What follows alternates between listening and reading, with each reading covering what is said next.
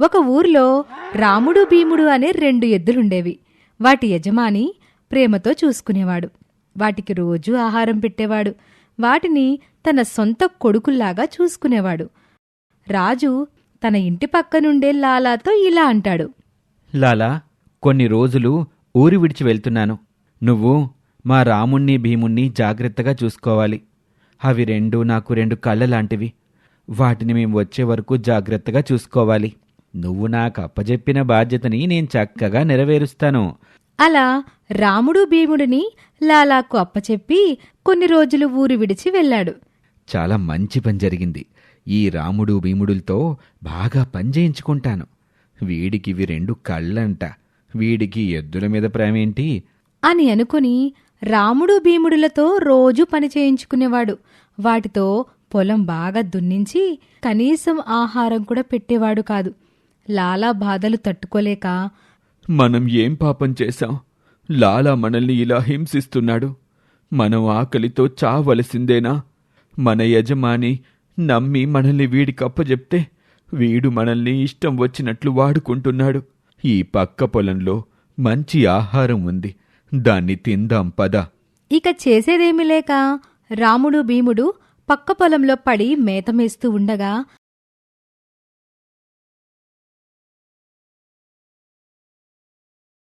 పక్క పొలం యొక్క యజమానొచ్చి వాటిని తీసుకుని ఒక గదిలో బంధిస్తాడు. అక్కడ 2 మేకలు 2 గొర్రెలు కూడా ఉంటాయి. ఇక రాముడు భీముడు బలమైనవి కావడంతో ఆ గది తలుపులు పగలగొట్టి అక్కడ్నుంచి తప్పించుకుని తన సొంత ఇంటికి తిరిగొస్తాయి. వాటిని చూసి లాలా తన మనసులో ఇలా అనుకుంటాడు. రాజు ఇంకొంతకాలంలో తిరిగొస్తాడు. వాడొచ్చాడంటే ఈ రాముణ్ణి భీముణ్ణి నన్ను వాడుకొనివ్వడు. కాబట్టి వాటిని ఎద్దుల బండికి కట్టి పక్కూరికి తీసుకెళ్లి అమ్మేసి సొమ్ము చేసుకుంటే సరిపోతుంది. ఆ రాజు అడిగితే అవెటూ వెళ్ళిపోయాయని చెప్తే సరిపోద్ది. ఎద్దుల బండితో ప్రయాణం చేయసాగాడు. మార్గమధ్యలో ముఫాసా అనే పెద్ద సింహం లాలాకి ఎదురుపడి ఇలా అంటుంది. ఎవరు మీరు? మనిషి మాంసం తిని చాలా రోజులైంది. నువ్వు మర్యాదగా బండి దిగి ఇలారా, లేకుంటే నేనే నీ దగ్గరికి వస్తాను. అయ్యో, నన్ను వదిలిపెట్టు. నేనేం పాపం చేశాను? నువ్వు ముందు నన్ను చంపు. మా యజమానిని ఏమీ చెయ్యకు. అతను అమాయకుడు. ముఫాసా, నువ్వు ముందు నన్ను చంపు. భీముణ్ణి చంపొద్దు. ముందు నన్ను చంపు. నా యజమానిని విడిచిపెట్టు. ఏంటి వింత? మీ యజమాని కోసం మీరు ప్రాణత్యాగం చేస్తున్నారు. ఈ మనుషుల్ని మీరు నమ్మొద్దు. వాళ్ళు చాలా కిరాతకమైన వాళ్ళు. వాళ్ళు మిమ్మల్ని వాడుకొని మీకు ద్రోహం చేస్తారు. మర్యాదగా మీ యజమానిని నాకు అప్పజెప్పి మీరు పక్కకి పోండి. లేదు ముఫాసా, మా బలమేంటో నీకు తెలుసు. ముందు నువ్వు మమ్మల్ని దాటి మా యజమాని దగ్గరికి పో. రా.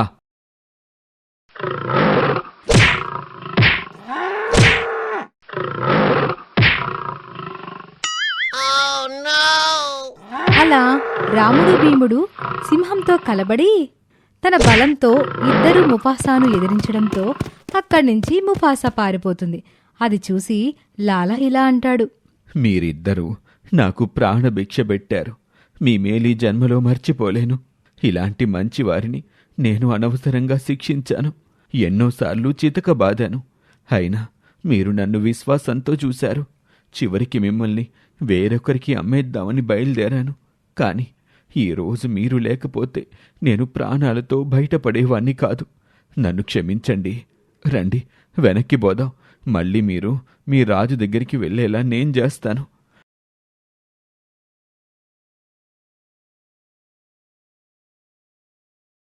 రాముడు భీముడులను తిరిగి రాజుకు అప్పగిస్తాడు. రాజు సంతోషంగా వాటిని చూసుకుంటాడు. ఇది ఇవాల్టి కథ. మరొక ఆసక్తికరమైన కథతో మళ్ళీ కలుద్దాం. 4 తెలివైన ఆవులు మరియు సింహం. ఒక దట్టమైన అడవిలో జంతువులన్నీ కలిసిమెలిసి చాలా ప్రేమతో తమ తమ పనులు చేసుకుంటూ ఉండేవి. అడవిలో ఉండే 4 ఆవులు కలిసిమెలిసి ఒకే మాటపై ఉంటూ మిగతా జంతువులకి ఆదర్శంగా ఉండేవి. ఒకరోజు 3 ఆవుల మధ్య పోట్లాట జరుగుతూ ఉంటుంది. ఇంతలోనే అక్కడికి శ్యామ అనే పేరుగల 4వ ఆవు వస్తుంది. 4 ఆవుల్లో అది చాలా తెలివైంది. అరెరే, మీ ముగ్గురు ఇలా ఎందుకు కొట్లాడుకుంటున్నారు? ఏమైంది? నువ్వే చెప్పక్క, మా ముగ్గురులో అందరికన్నా బలవంతులెవరు? ఇందుకే మా మధ్య కొట్లాట జరుగుతుంది. ముందుగా మీరు పోట్లాడుకోవడం ఆపండి. మనమందరం కలిసిమెలిసి ఒకటిగా ఉన్నంత వరకు మనల్ని ఎవరూ ఓడించలేరు. అవును శ్యామక్క, నువ్వు చెప్పింది నిజమే. ఇంకెప్పుడు మేమిలా కొట్లాడుకోము. మమ్మల్ని క్షమించు. ఒక్క విషయం గుర్తుపెట్టుకోండి, మన పూర్వీకులు ఈ అడవిని అలాగే ఇక్కడున్న జంతువుల్ని చాలా బాగా చూసుకునేవారు. మనం కూడా అలాగే అందర్నీ బాగా చూసుకోవాలి. అలాగే శ్యామక్క, మమ్మల్ని క్షమించు. ఇక నుండి మేము ఈ అడవిని అలాగే ఇక్కడుండే జంతువులన్నిటినీ బాగా చూసుకుంటాము. ఇలా ఉండగా ఒకరోజు ఎక్కడ్నించో 2 సింహాలు ఆ అడవిలోకొస్తాయి. అప్పుడు ఒక సింహం వేరే సింహంతో ఇలా అంటుంది, వారెవ్వా, ఈ అడవిని చూడు, ఎంత అందంగా ఉందో. ఇక్కడి నుంచి మనం ఇక్కడే ఉందాం. చూడ్డానికి ఈ అడవి ఇంత అందంగా ఉందంటే ఇక్కడ ఉన్న జంతువులు ఇంకా అందంగా ఉంటాయేమో. నువ్వు చెప్పేది నిజమే. ఈ అడవికి మహారాజు సింహం కాదంట, 4 ఆవులంట. ఈ అడవిని అలాగే జంతువుల్ని అవి చాలా బాగా చూసుకుంటాయట. ఇక్కడ ఉన్న పరిస్థితుల్లో మనం ఎలా వేటాడగలుగుతాం? పిరికివాడా, ఎందుకలా భయపడతావు? అడవిలో సింహం కన్నా బలవంతులు ఎవ్వరు ఉండరు. మన బలం ముందు ఆ 4 ఆవులు పెద్ద లెక్కేమీ కాదు. కానీ మనం ఎప్పుడూ మన శత్రువుల్ని తక్కువ అంచనా వేయకూడదు. సరే సరే, ఇక మాట్లాడకుండా నేను చెప్పినట్టు చెయ్యి. ఇలా ఆ 2 సింహాలు అడవిలోనే ఉంటూ చాలా తెలివితో జంతువుల్ని వేటాడుతూ తినేవి. ఒకరోజు ఒక జింక పరిగెత్తుకుంటూ 4 ఆవుల దగ్గరికి వచ్చి ఇలా అంటుంది, అరే శ్యామక్క, నలుగురు ఎక్కడికి వెళ్ళిపోయారు? మీకు తెలుసా, ఇక్కడ 2 సింహాలొచ్చి అడవినంతా సర్వనాశనం చేస్తున్నాయి. ఇలా జింక ఆ 2 సింహాల గురించి చెప్తుంది. ఆ మాటలు విని శ్యామ ఆవు ఇలా అంటుంది, వేరే అడవిలో ఉన్న మా బంధువులను కలవడానికి వెళ్ళాం. సరే, ఇక 2 సింహాలను వెళ్ళగొట్టడానికి ఏదో ఒకటి ఆలోచించాలి. ఇంకేంటి ఆలోచించేది? ఇప్పుడే వెళ్ళి వాటి పని పడతాను. కాస్త ఆగు. ఇలా ఆవేశంతో వాటిని మనం చంపలేం. అంతేకాకుండా అక్కడున్నది ఒక సింహం కాదు, 2 సింహాలు. ఈ విషయాన్ని మర్చిపోకు. మనం చాలా నేర్పుతో ఒక ఉపాయాన్ని ఆలోచించాలి. ఎప్పుడూ శత్రువులను తక్కువ అంచనా వేయకూడదు. ఇలా 4 ఆవులు ఆ సింహాల్ని ఎలా చంపాలా అని ఆలోచిస్తూ ఉంటాయి. ఇంతలో వాటికి ఒక ఉపాయం దడుతుంది. తరువాత అనుకున్న ప్రకారం ఒక ఆవు ఒంటరిగా ఒక చెట్టు దగ్గరికి వెళ్లి నిలబడుతుంది. ఇంతలో అటు ఇటు తిరుగుతూ అటుగా వచ్చిన ఒక సింహం ఆ ఆవుని చూసి ఇలా ఆలోచిస్తుంది, వారెవ్వా, ఆవు ఒంటరిగా ఉంది. దీన్ని చంపి తింటే ఎంత రుచిగా ఉంటుందో. ఎలాగైనా సరే నేనొక్కనే దీన్ని చంపి తినాలి. ముందుగా ఒక ఉపాయం ఆలోచించి వీణ్ణిక్కడి నుంచి ఎక్కడికైనా పంపించేయాలి. ఇంతవరకు వీడు ఆవుని చూడలేదు కాబట్టి ఏదో ఒకటి చెప్పి ఇక్కడి నుంచి పంపించేస్తాను. అప్పుడు నేను ఒక్కనే తినచ్చు. ఇలా అని ఆ సింహం తన స్నేహితునితో ఇలా అంటుంది, అటు చూడన్నా, జంతువులు నీళ్లు తాగుతున్న శబ్దం వస్తుంది. నువ్వు వెంటనే అక్కడికెళ్ళు, నేను నీ వెనకాలే వస్తాను. అప్పుడు ఇద్దరం వేటాడి తిందాం.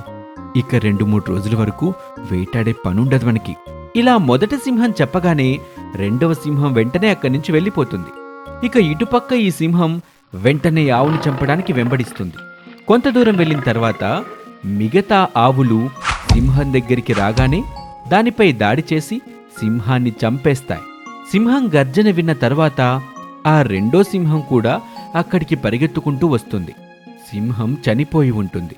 అలాగే దాని దగ్గరే నిలబడి ఉన్న 4 ఆవుల్ని చూసి ఆ సింహం ఇలా అనుకుంటుంది, అయ్యో, ఈ 4 ఆవులు నా స్నేహితుని చంపేశాయి.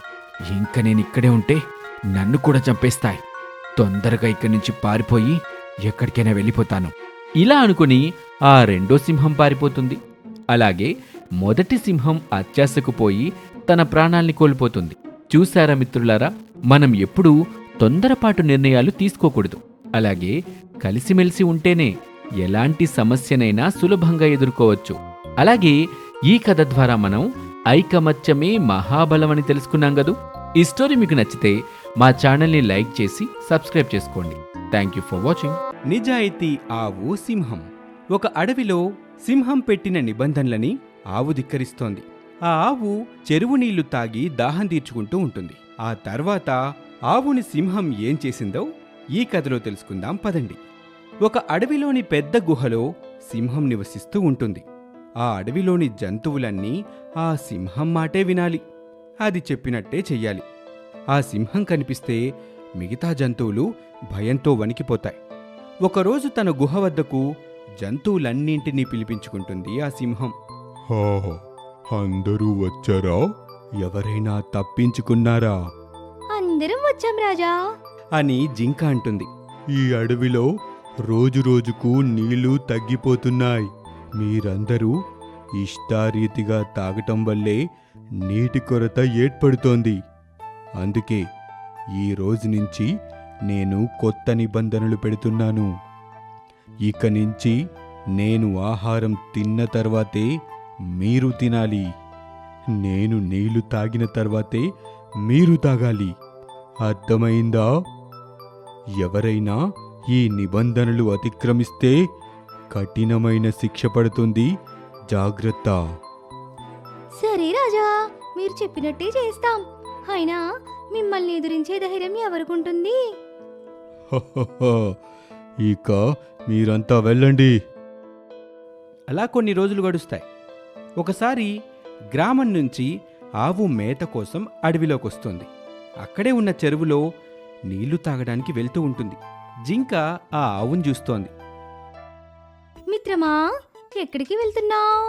చాలా దాహంగా ఉంది. ఈ చెరువులో నీళ్లు తాగేందుకే వెళ్తున్నా. అయ్యో వద్దొద్దు, ఈ నీళ్లు తాగితే నువ్వు ప్రమాదంలో పడిపోతావు. ఇవి తాగితే నా దాహం తీరుతుంది గాని ప్రమాదంలో ఎందుకు పడతాను? ఈ అడవిలో సింహం రాజా కొత్త నిబంధనలు పెట్టారు. ఆ సింహం నీళ్లు తాగాకే మనం తాగాలి. ఈరోజు సింహం ఇంకా తాగలేదు. కొంత సమయం ఆగితే సింహం వచ్చి నీళ్లు తాగెళ్తుంది. ఆ తర్వాత నువ్వు తాగు. ఆ చెరువునేమైనా సింహం తవ్వించిందా? లేదు లేదు. మరి అలాంటప్పుడు ఈ చెరువు నీళ్లు సింహం సొంతం ఎలా అవుతాయి? నాకు దాహంగా ఉంది, నేను నీళ్లు తాగుతా. అయ్యో మిత్రమా, నా మాట విను, లేదంటే ఆ సింహం నిన్ను వేటాడుతుంది. ఇప్పుడు నీళ్లు తాగకపోతే నా ప్రాణం పోతుంది అంటూ నీళ్లు తాగుతూ ఉంటుంది ఆ ఆవు. సింహం అప్పుడే చెరువు దగ్గరికొస్తుంది. దానిని చూసి జింక వణికిపోతూ ఉంటుంది. ఏయ్ జింక పిల్ల, నా అనుమతి లేకుండా నీళ్లు తాగుతుంది ఎవరు? క్షమించండి రాజా, ఈ ఆవు ఇంటి నుంచి తప్పిపోయి అడవిలోకి వచ్చింది. మీ నిబంధనలు తనకి తెలియదు. నేను చెప్పేలోపే నీళ్లు తాగేసింది. తెలిసి చేసినా తెలియక చేసినా శిక్ష పడాల్సిందే. పొరపాటు జరిగింది రాజా, ఈసారికి మన్నించండి. తనను ఈ అడవి నుండి పంపించేస్తాను. లేదు లేదు, ఒక్క అవకాశం ఇచ్చినా రేపు మరొకరొస్తారు. వెంటనే ఈ ఆవును తీసుకొని నా గుహ వద్దకు తీసుకొనిరా. అలాగే రాజా. జింక అలా చెప్పి ఆ ఆవును తీసుకుని సింహం ఉండే గుహ దగ్గరికి వెళ్తుంది.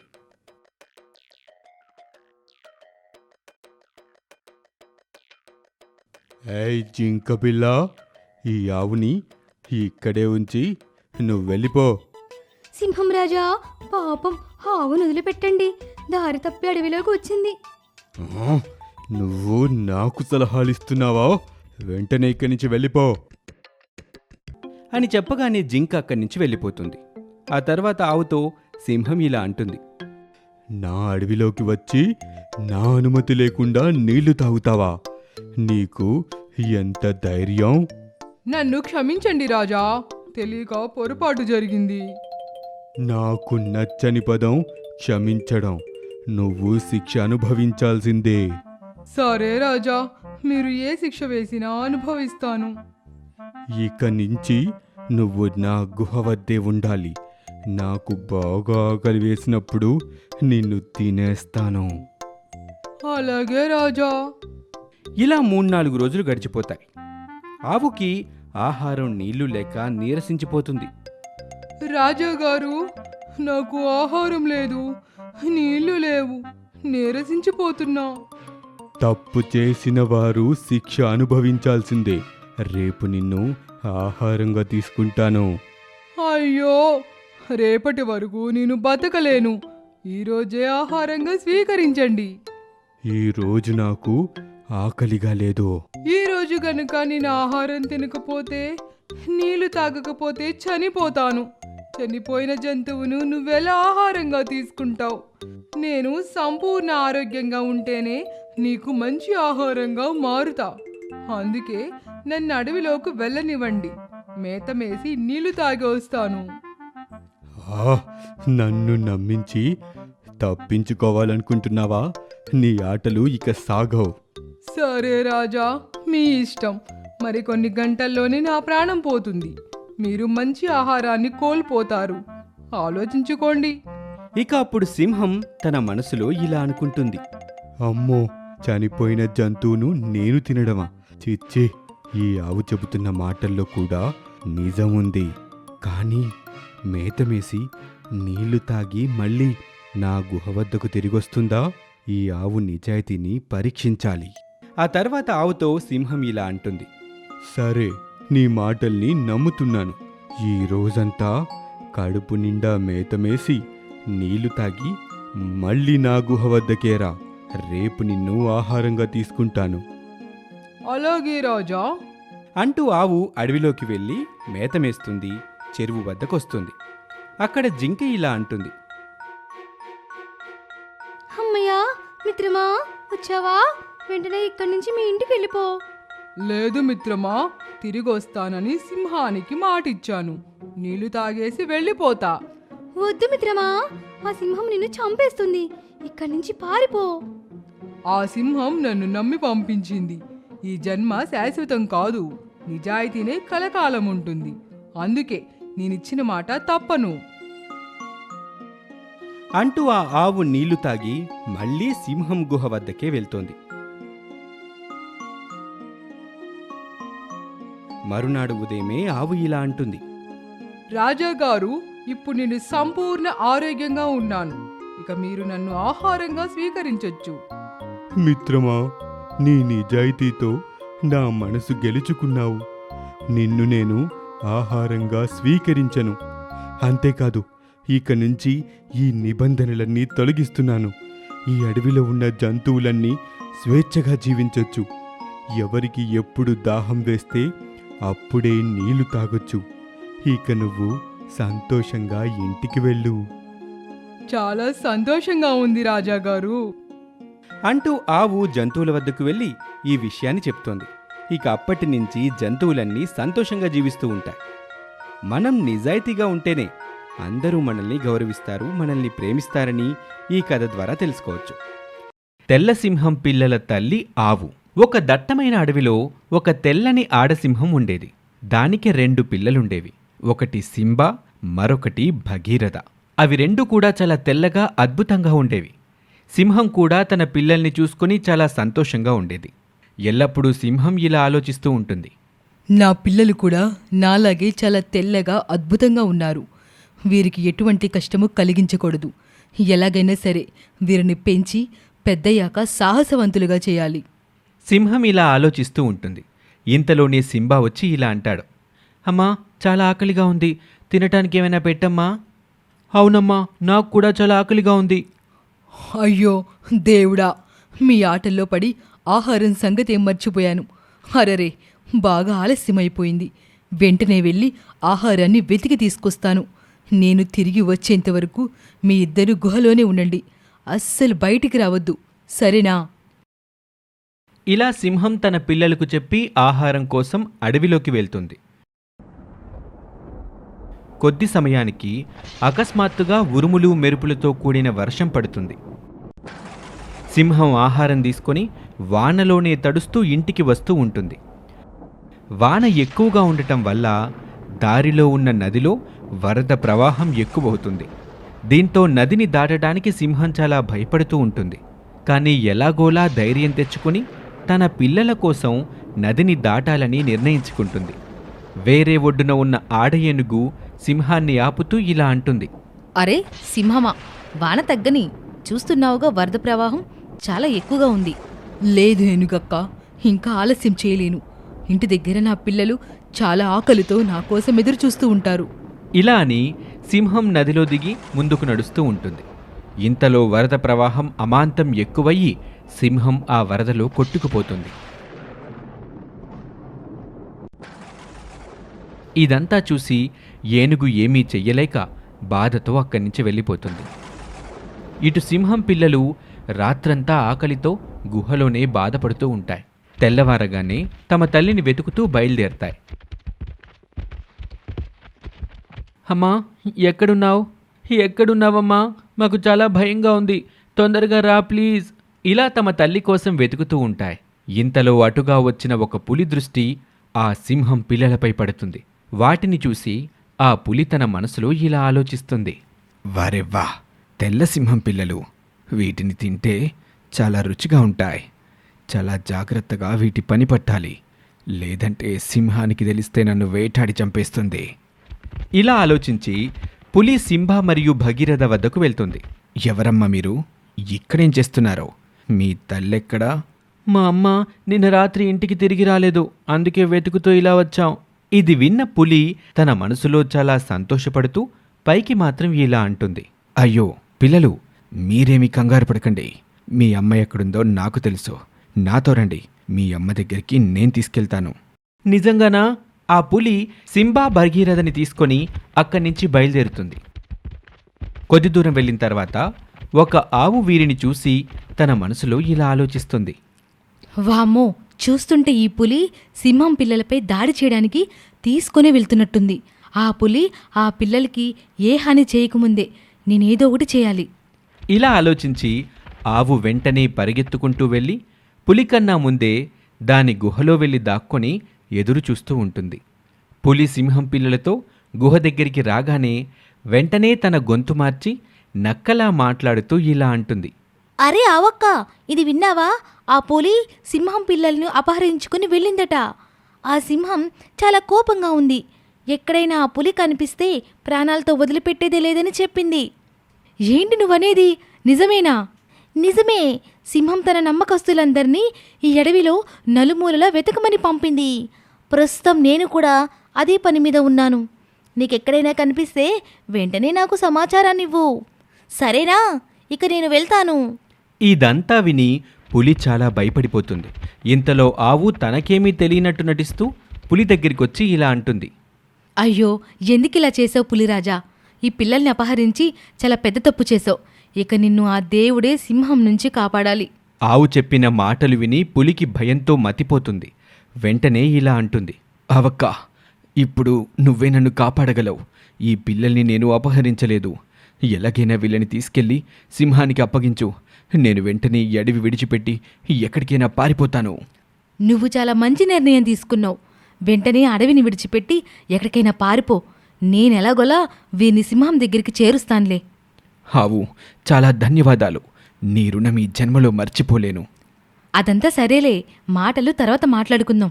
వెంటనే నువ్విక్కడి నుంచి వెళ్ళిపో. ఎవరైనా చూస్తే చాలా ప్రమాదం. ఇలా పులి సింహం పిల్లల్ని ఆవుకి అప్పగించి మరేమీ ఆలోచించకుండా వెనక్కి తిరిగి చూడకుండా ఆ అడవి నుంచి పారిపోతుంది. ఇంతలో ఏనుగు ఆవు దగ్గరికొచ్చి సింహానికి జరిగిన ప్రమాదం గురించి చెప్తుంది. అదంతా విని సింబా భగీరథ ఏడుస్తూ ఉంటారు. అప్పుడు ఆవు ఇలా అంటుంది. ఏడవకండి పిల్లలు, తలరాతని ఎవ్వరూ మార్చలేరు.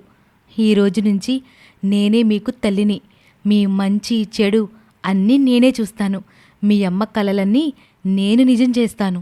ఇలా ఆవు సింబా మరియు భగీరథకి తల్లిగా మారి వారిని చాలా ధైర్యవంతులుగా సాహసవంతులుగా తీర్చిదిద్దుతుంది. ఈ స్టోరీ మీకు నచ్చితే వెంటనే ఈ వీడియోని లైక్ చేసి మీ ఫ్రెండ్స్తో షేర్ చేసుకొని మా ఛానల్ని సబ్స్క్రైబ్ చేసుకోండి. Thank you for watching.